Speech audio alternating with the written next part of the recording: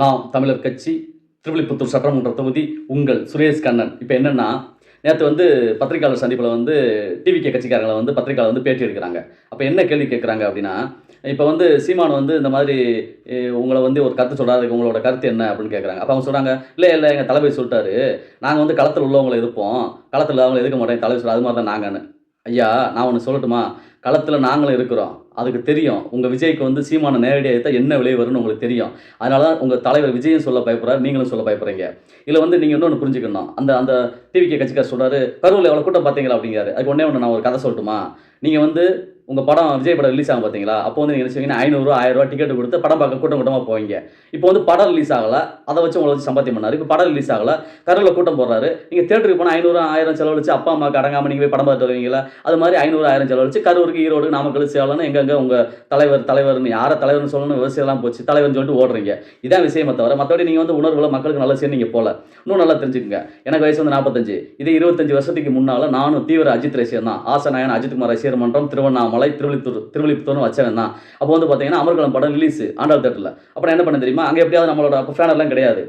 நம்மளோட நம்ம நம்ம வந்து நம்ம வந்து அந்த நம்ம ரசிகராக இருக்கும் பார்த்தீங்களா? இப்போ கட்சியில் வந்துட்டு ரசிகர்ன்ற வாயில் வர மாட்டேங்குது. அதான் கொஞ்சம் சின்ன தடுமாற்றம். அப்போ ரசிகராக இருக்குமே, அந்த ரசிகரோட நம்ம விளம்பர போடாங்க வைக்கணும்னு ஒரு ஆசை. அப்போ என்ன பண்ணி அங்கே வந்து போர்டு இல்லை. அப்போ கம்யூனிஸ்ட்காரங்க வந்து கட்சி வந்து ஏதோ ஒரு மாநாடு அப்படின்னு சொல்லி பஸ் ஸ்டாண்டில் சிறுத்தூர் பஸ் ஸ்டாண்டில் வந்து அவங்களோட வந்து இது வச்சுருந்தாங்க. அது எப்படி வச்சுருப்பாங்கன்னா, சக்கையில் பிரேம் அடித்து நம்ம நூல் சாக்கு இருக்குது பார்த்தீங்களா? அந்த நூல் சாக்கில் எடுத்து கட்டி அது வந்து ஏதோ ஒரு மாநாடு அப்படின்னு கம்யூனிஸ்ட் அந்த படம் போட்டு வச்சுருந்தாங்க. அப்போ நாங்கள் என்ன பண்ணோம், நான் இன்னும் சில நண்பர்கள்லாம் அஜித் ரசிகர் என்னோட சேர்ந்த நண்பர்கள்லாம் அந்த அந்த கட்டோட தூக்கிட்டு வந்து சுற்றி அதை மறைக்கிறதுக்கு சுற்றி நியூஸ் பேப்பர் ஒட்டி அஜித் படத்தை ஒட்டி ஆசநாயகன் அஜித்குமார் ரசிகர் மன்றம் திருவிழிப்புத்தூர் அப்படின்னு திருவண்ணாமலை அப்படின்னு சொல்லி எழுதி ஆண்டாள் தேட்டரில் வச்சிட்டோம். பார்த்தீங்கன்னா அமர்கலம் படம் ரிலீஸ் போனோம், ஜோரா கைத்தட்ட ரசித்தோம். 2 நாள் கழிச்சு சரியான மழை சிறுத்தூரில். அந்த ஃபேனரில் மழை வந்து அந்த ஃபேனரில் உள்ள தாள் கிழிஞ்சு கீழே வந்துருச்சு. பார்த்தா கம்யூனிஸ்ட் கட்சி போடு ஆண்டாள் தேட்டர் வாசலில் தலைப்புறம் மேலே இருக்குது. அப்போ அந்த கட்சிக்காரங்க யாரா அது நம்ம போட இங்கே தூக்கி வச்சதுன்னு சொல்லி விசாரிச்சு பார்த்ததில் இந்த மாதிரி திருவண்ணாமலையில் ஒரு பையன் ரசிகர் பையன் இருக்கான், அவன் தான் சுரேஷ் கண்ணன் வச்சான்னு சொன்னோன்னு நேரம் என்னை தேடி வந்துட்டாங்க.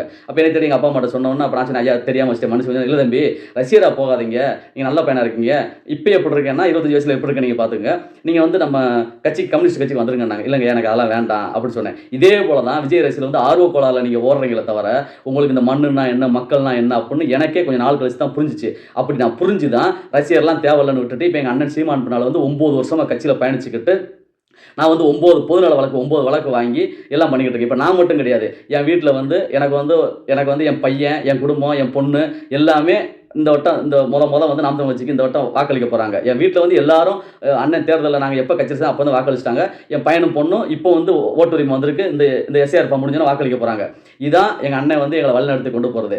அதை விட்டுட்டு உங்களை மாதிரி விஜய் மாதிரி நாங்கள் தற்கூரியால் நாங்கள் அலையலை. நாங்களும் ஒரு காலத்தில் ரசிகராக இருந்து அதெல்லாம் தேவையில்லை, இந்த நாட்டுக்கும் மக்களுக்கும் இந்த மண்ணுக்கும் மலைக்கும் உழைக்கிற ஜாதி மதத்தை பற்றி யார் களத்தில் நிற்காங்களோ அவங்க பின்னால் போகணும் அப்படின்னு சொல்லி தான் எங்கள் அண்ணன் சீமான் பின்னால் நிற்கிறோமே தவிர உங்களை மாதிரி தற்கூரி கூட்டம் நாங்கள் கிடையாது. சரியா? இது நல்லா வந்து இந்த விஜய் ரசிகர்கள் வந்து புரிஞ்சுக்கிடணும். இல்லை இன்னொரு விஷயம், இப்போ உங்களுக்கு வந்து 25 வயசு, அப்போ நான் எனக்கு 25 வயசு இருந்த மாதிரி உங்களுக்கு 25 வயசு, இன்னும் கொஞ்ச நாள் கழிச்சு உங்களுக்கு வந்து திருமணம் ஆகும் பார்த்தீங்களா? அப்போ திருமணம் ஆகையில் நீங்கள் இந்த மாதிரிலாம் விஜய் பின்னால் போக முடியாது. ஏன்னா ஒரு தங்கச்சி வருவாள்ல, என்னோட தங்கச்சி உங்களை நீங்களாம் என் மாப்பிள்ளையே அண்ணன் தம்பி அப்போ வருவாங்கள மாதிரி குழந்தைய மாதிரிலாம் வருவாங்கல்ல, உங்கள் தலையில் பிடிச்சி எங்கடா தற்கூரி நாயே நீ வந்து ரசிகர்னு போகிற பெசான் மூடிக்கிட்டே அண்ணன் சீமானுக்கு நீ ஓட்ட போடுற, அவர் தான்டா எல்லாத்தையும் செஞ்சுக்கிட்டு இருக்கான்னு அப்போ உங்களை மண்டையில் கொண்டு சொல்லுவாங்க. ஏன்னா இந்த பாதிப்பு எனக்கும் வந்துச்சு, எல்லாத்துக்கும் வந்துச்சு. அதுதான் இப்போ நான் உங்கள்கிட்ட வந்து சொல்கிறேன். இல்லை இன்னொரு விஷயம் நல்லா புரிஞ்சுக்கணும், சீமானை பாருங்கள், எத்தனை மாநாடு மக்களுக்காண்டி மண்ணுக்காண்டி எத்தனை போராட்டம் ஆர்ப்பாட்டம். அவர் பின்னால் நீங்கள் ஒரு கைகோர்த்து வந்து இந்த 2026 சட்டமன்ற தேர்தலில் நீங்கள் ஒருங்கிணைஞ்சு இல்லைங்க. விஜய் வரட்டும் வந்து அவர் கொள்கை கோட்பாடு எல்லாத்தையும் சொல்லட்டும், மக்களுக்கு நல்லது செய்யட்டும். அதுக்கப்புறம் எப்படி என்னன்னு அண்ணன் சீமான் மாதிரி களத்தில் நிற்கட்டும். அதுக்கப்புறம் நீங்கள் நம்ம எல்லாருமே சேர்ந்து கூட யோசிக்கலாம்.